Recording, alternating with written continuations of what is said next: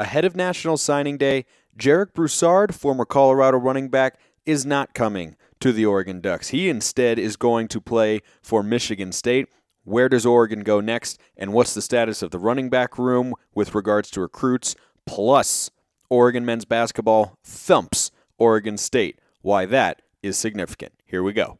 You are Locked On Ducks, your daily podcast on the Oregon Ducks, part of the Locked On Podcast Network, your team every day.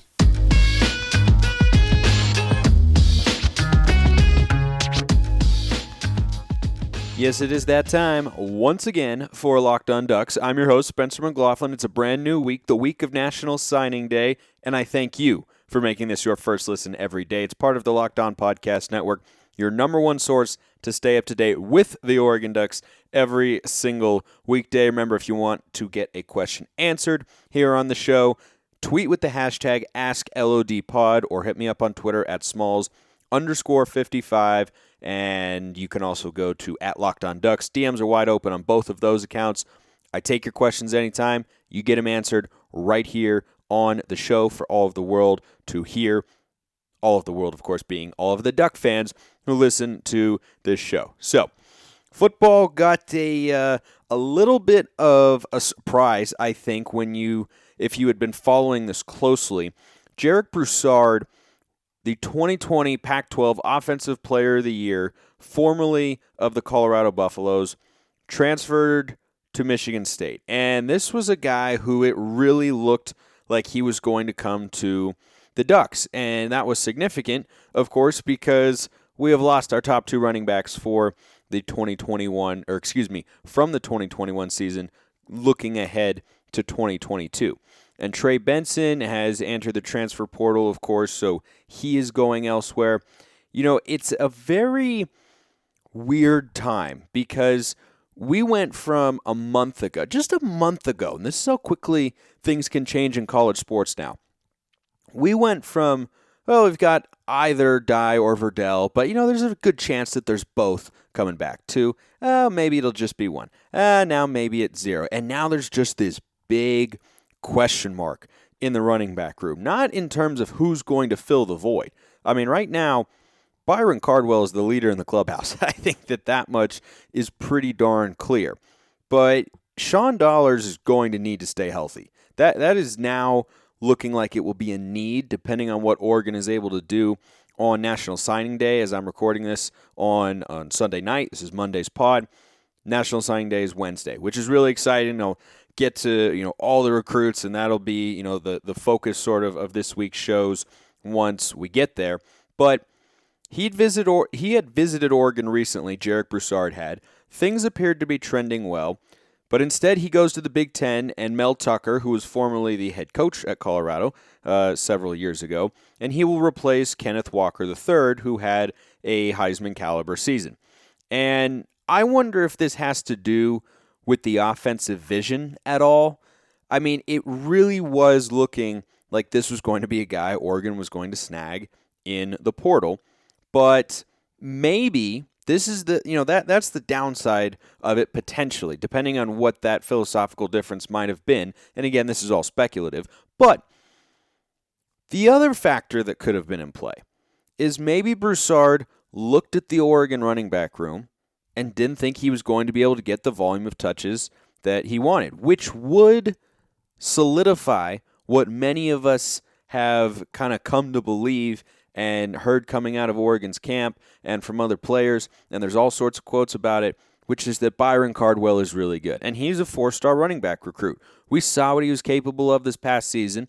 I think he has his own unique running style, which I'm totally fine with. I don't want every running back to be the same. I want you to do what you're able to do well. But it just kind of shakes things up a little bit because the big question mark with Byron Cardwell Jr. and Sean Dollars is, can they sustain it for an entire season? Can their bodies hold up to it? And I certainly hope that they are able to. But Dollars has had a lot of injuries, right? He didn't play a whole lot as a true freshman 2020. This past year, he missed basically the whole season because of injury. So he's been very, very limited in his time during his college football career. We know the explosiveness and the potential is there, but we don't know if he's going to be able to bring it consistently on game day. It's just an unknown. I'm not saying he can't. It's an unknown. We've seen Byron Cardwell get a lot of different carries and look really good. The game-sealing touchdown late in the game against Washington State. He had some nice runs against the Beavs this past year. Lots of good things from this past season that Byron Cardwell showed us. But doing it at the running back position over the course of 12 or 13, or this year Oregon played 14 games, that's different. And that is the unproven element of this running back room and why I thought Broussard would have been such a perfect fit. I mean, he's clearly looking for a place to go where he can get a high volume of carries, be involved in the offense, and, produce, right? And just was looking for a new environment. And Oregon was looking for a guy who they could rely on to give the ball to. Say if Cardwell went down with an injury, which happens pretty often with running backs, as we saw this past season with C.J. Verdell, Broussard could have been that guy who you knew in the back of your mind as Duck fans, like, oh, it's okay. We have a guy who's experienced, knows how to run, knows how to produce in the conference, and has shown an ability to do that over the course of an entire season. As I said, 2020 Pac-12 Offensive Player of the Year. So that's a little bit of a surprise and a little bit of a disappointment as well, but it just creates an opportunity, and I think that one prospect in particular who Duck fans should be looking at if you are not already is a guy by the name of Jordan James. He's a 4-star running back. He is currently committed and has been for a while to the University of Georgia. But there has been a lot of buzz. If you check out his recruiting profile on 24/7, if you just kind of poke around and whatnot with regards to the name Jordan James, he has the Ducks in his top 3, and there's some crystal ball predictions out there that he may very well be coming to Oregon, with Dan Lanning coming over from Georgia. So that would be nice to bolster the running back room a little bit because it's looking more and more thin as time goes on, certainly more than we thought it would be, just a month or two ago. But that's definitely a name to follow because there are a number of people who follow this sort of stuff and are in the know who believe we are going to be able to flip him. But there were a lot of people who thought Jarek Broussard was going to be able to come to Oregon as well. That was just kind of the vibe when you talk to people and read what is written and all that sort of stuff. So you never know. It's an unpredictable world. As always, I'll keep you updated here on the pod every single day. And Duck fans, if you're someone who buys gasoline, you have to know about Get Upside. My listeners are earning cash back for every gallon of gas every time they fill up. Just download the free Get Upside app in the App Store or Google Play right now. Use promo code SCORE for 25 cents per gallon or more on your first fill-up. Cash back. Don't pay full price at the pump anymore. Get cash back using Get Upside. Just download the free app. Use promo code SCORE for 25 cents per gallon or more on your first tank. Some people who drive a lot making up to $200 to $300 a year in cash back. There's no catch. The cash back gets added right to your account. You can cash out with PayPal, e-gift card, Amazon, other brands. Just download the free Get Upside app. Use promo code SCORE. Get 25 cents per gallon or more cash back on your first tank. That's code SCORE. Okay, so Broussard has kind of left us in this we don't know what's going to happen next area. But, if Jordan James is able to commit to the Ducks, I think that could do a lot to solidify the running back room, which has just been so steady for the last couple of years with Verdell and Dye. I mean, it's just been those two guys, and it's going to be a completely different room with young, talented guys, but who are unproven. And I hope they're going to be able to show exactly what they're capable of and the potential that they have over the course of a season. But we will just have to wait and find out. And I think it'll be fascinating to watch how the spring game plays out as well. I can't wait for the spring game. I think it's like April 23rd, something of that sort. I can't wait for that. There are going to be so many things to look for. The running backs, the DBs, the quarterbacks, I can't wait for that. Already counting down the days, but we got to get through March Madness first. And speaking of the greatest sporting event on planet Earth, couple interesting notes that I'm going to get to for the rest of today's show.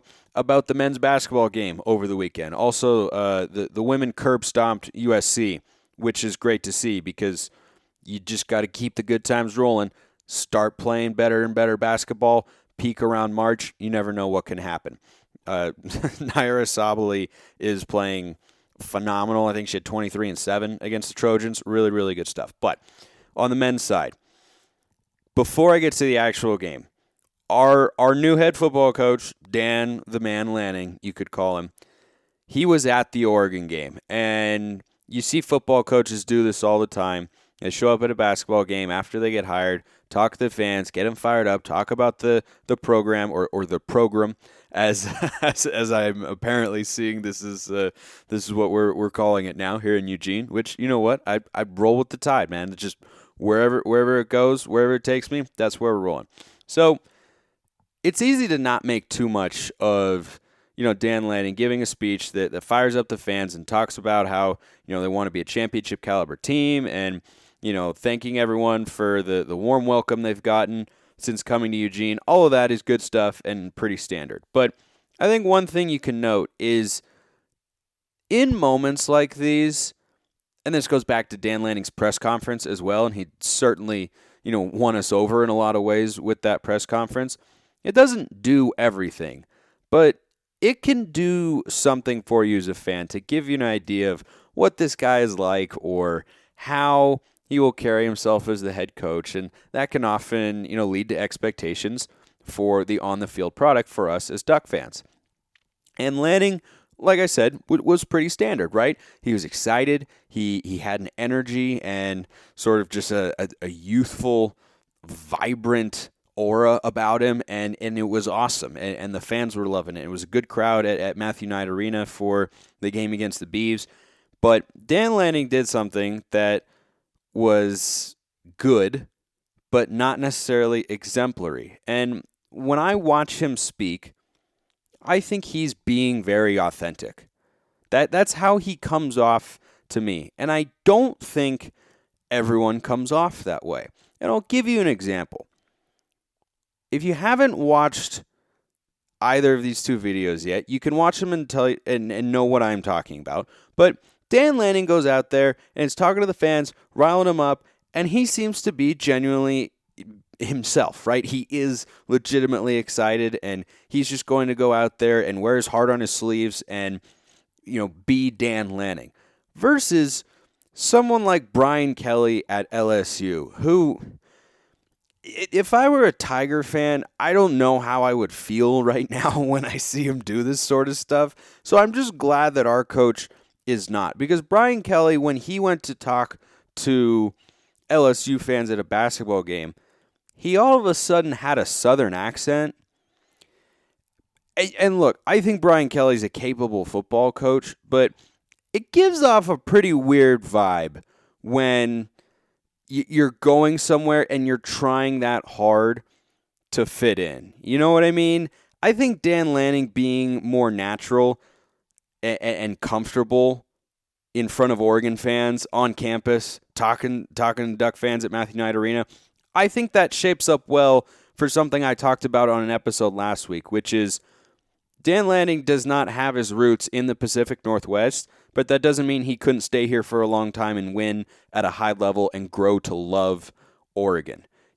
Because Dana Altman, our men's basketball coach, has done just that. Dana Altman is from the Midwest, but he has stayed put in Oregon, despite, I can guarantee you, though I don't know if you could find it publicly, there have been schools interested in Dana Altman over the years because he's a really, really good basketball coach. But that's what we want Dan Lanning to be, right? And there's no guarantee that that's going to happen, but that's certainly what we'd prefer as Duck fans is in 4 or 5 years to not have to go through another coaching change. It's not preferable. It's possible. We should be prepared for it should it take place. But if I had to choose what I would want to happen, I would want Dan Lanning to stay for 10 to 15 or 20 years and just win at a high level year in and year out. And that's a hard thing to find, but I think the fact that he is able to, not feel like he has to change himself or alter elements of his personality or do an accent, or Brian Kelly was doing this wild wacky recruiting video. It's hard to explain. I mean, I don't know what they're going for there or who greenlit all of that stuff, but I think that it speaks to the potential he has to, fit in at the University of Oregon and grow to love the University of Oregon, that he's just getting after it and he's himself. And I think he comes off as very authentic, and I think that is a good thing for us as Duck fans. The basketball team absolutely wrecked Oregon State, which was awesome, and I'll tell you about that after I tell you that it's the new year, which means New Year's resolutions, and if yours is about getting fit, you have to include Built Bar in your plan. It's the protein bar that tastes like a candy bar, maybe even better than a candy bar. Makes it easy to stick to your New Year's resolution. They're covered in 100% real chocolate.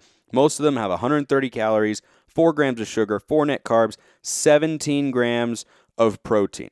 Here's an idea for the new year. Go to all your secret treat stashes, get rid of all the junk food, and put Built Bars there instead so that you go and you grab something that is healthy and delicious. Salted caramel, mint brownie, peanut butter brownie, raspberry, cookies and cream. They've got a bunch of flavors, so go to Built.com to see what's new. Go to Built.com, use promo code LOCK15, get 15% off your order of Built Bars. That's promo code LOCKed15 for 15% off at Built.com.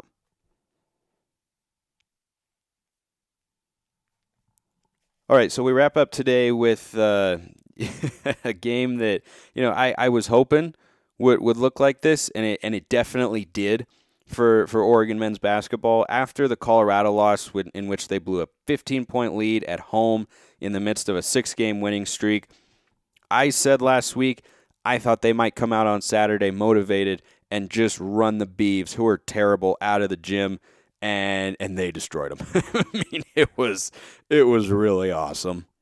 The final score was 78-56, and honestly, it never even felt that close. Now, for the first 10 minutes, Oregon State did hang around, but then the game got rolling, and Oregon kind of found their rhythm, and they shot the ball well, 55% from the floor. And Eric Williams, at the end of the first half, hit a shot from three-quarters court, and that just kind of summed it up. And this was, a well-rounded game. Will Richardson played well. Jacob Young played well. He had 17 points. And N'Faly Dante and Frank Kepnang combined for 5 blocks and 12 rebounds inside, which is exactly what you want from those two. And I'll get to that. I'll do that right now, and then I'll wrap up with something else, with another thought I had. Will Richardson, in his post-game comments, he's getting asked questions and such, said that the big fellas who combined for 5 blocks are the X factor on this team. And I thought that was an interesting, that it's just something that players say, and he's getting asked a question, got to give an answer, all that sort of stuff. I think that the answer to that particular question, I don't know what the original prompt was for him to give that response, but are Kepnang and Dante the X factors for Oregon basketball? Yes and no. We need them to have an impact if Oregon is going to make a run in the NCAA tournament. That is 100% true. They have to be effective, but I agree with what Joey Mack said on Friday's show, the radio voice of Oregon men's basketball. I think the X factor on this team is Quincy Guerrier, and he did not have his best game, and that's okay. He got picked up by his teammates, and we ran the Beavs out of the gym, which is just always a great feeling. It really is. But when you get to college basketball in March, right, which is when everybody is paying attention, the best teams always have great guard play. So Oregon, thankfully on this team, runs a lot of 3-guard sets with Richardson and Harmon and Young. They have the potential to have a really high level of guard play, especially with Will Richardson, who has been shooting the ball exceptionally well after really, really struggling early in the season. That was hurting Oregon's offense. He has found his stroke, and he is also distributing very well inside. I love when he's able to attack it and feed the big guys. All of that is really good stuff. But I think the X factor on this team is Guerrier, because though guard play is the most crucial, sometimes, because Young and Harmon, they're both pretty small. Richardson's bigger at 6'5", and he's a pretty thick build as well. sometimes you need a guy who can match up with a big athletic defender to get you a bucket. Because let's say we're playing a March Madness game or even a Pac-12. Let's say we're playing UCLA, right? And Jacob Young is just going off. He's got 15 points in the first half. He's up to 25 in the second. And you need a bucket late, and it's a close game. If they put Johnny Juzang, UCLA, on Jacob Young, that's going to make life very difficult for Jacob Young because Juzang is just as fast, but he's longer and he's more athletic. And so Guerrier, I think, provides that element of a bigger guy who can get his own shot, and his ability to stretch the floor as a four is also really, really crucial because we're always playing with Kepnong and Dante inside. Those two, neither one of them are shooters, right? They're basically the same guy. They're rim protectors, rebounders. They can finish around the rim. Really nice players. I'm glad we have them both, but they're not shooters. And if you're going to have one guy on the court at all times who is a non-shooter, you have to have four shooters around him. And Guerrier has struggled with his three-point shot at times this year. I think he has to be able to, score consistently or at least knock down outside shots if this Oregon team is going to reach its ceiling. And I don't think we know exactly what its ceiling is yet. We'll see how they are able to finish out the regular season here in the month of February. A lot of big games coming up, and I'll cover them all for you here on the show, starting with a huge, huge game in the Pac-12 standings is coming Tuesday against Colorado. But I think that the play of Quincy Guerrier is so critical because of the three guards, Harmon, Young, and Richardson, two of them at least are going to play well. I mean, one of them is always going to play well, and you're probably not going to have all three click in at the same time consistently. That's just a lot to ask for guards. But if you can have two of them and Guerrier can be on, then this team can always score more than enough points. Final thing here on this trouncing of Oregon State, which was just awesome. Went 3-0 against the Beavs this year. Those are good, fun years, right? Because sometimes I think it can seem like it'll be like this forever, but Oregon has become, in a football sense, in this conference now, what the University of Washington used to be, right? And now Washington is in a total rebuild.